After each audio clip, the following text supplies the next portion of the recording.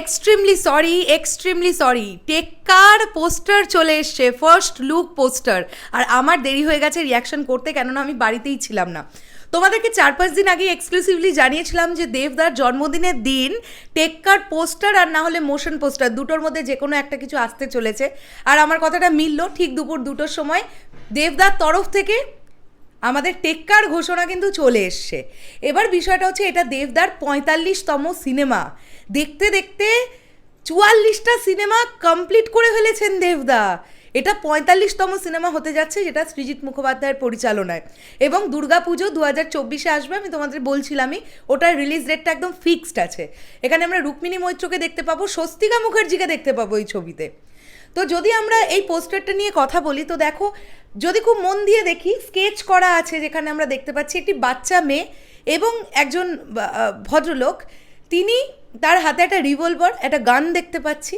মনে হচ্ছে খুব সম্ভবত এই বাচ্চা মেয়েটিকে কিডন্যাপের কোনো একটা গল্প থাকলেও থাকতে পারে। এটা কিন্তু জাস্ট একটা প্রেডিকশন করছি। হ্যাঁ, এই পোস্টারটাতে আমরা একটা তাস দেখতে পাচ্ছি এবং যে লেখাটা দেখতে পাচ্ছি, সাহেব বিবি গোলামের দেশে আস্তিনে থাক, এটা হচ্ছে হেডলাইনটা লেখা।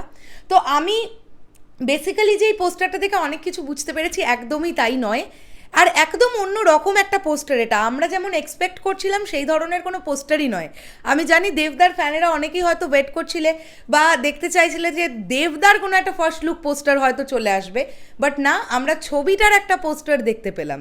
যে পোস্টারটা ডিজাইন করা হয়েছে খুব অন্যভাবে, ইংরেজিতে টেক্কা লেখা, এবং এই ছেলেটি এবং বাচ্চা মেয়েটি, এদেরকে ঘিরে গল্পটা আবর্তিত হবে এমনটাই কিন্তু মনে হচ্ছে। রুক্মিণী মৈত্র এই ছবির নায়িকা, স্বস্তিকা মুখার্জি আছেন, সৃজিত মুখোপাধ্যায়ের ডিরেকশন। তো জুলফিকারের পরে আবারও একবার দেবদা এবং সৃজিতদা একই ছবিতে। আর দুর্গাপুজো মানে আমরা জানি সেই সময় কিন্তু বাঙালি দর্শক সিনেমা দেখতে যায়।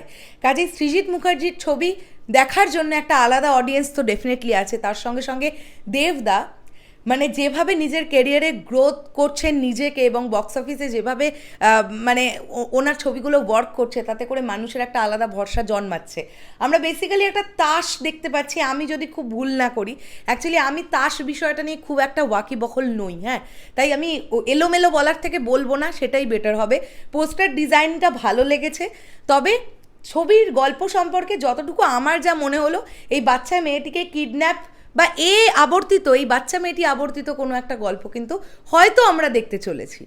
দেখা যাক, ধীরে ধীরে আরও অনেক কিছু আসবে। ছবিটা ফ্লোরে যাবে জানুয়ারি মাসের ফার্স্ট উইক থেকে। তো ফ্লোরে যাওয়ার সময় চলে এলো। গোটা টেক্কা টিমের জন্য অনেক অনেক শুভকামনা রইল। তোমাদের কেমন লেগেছে এই পোস্টারটা ডেফিনেটলি কমেন্ট করে জানিও।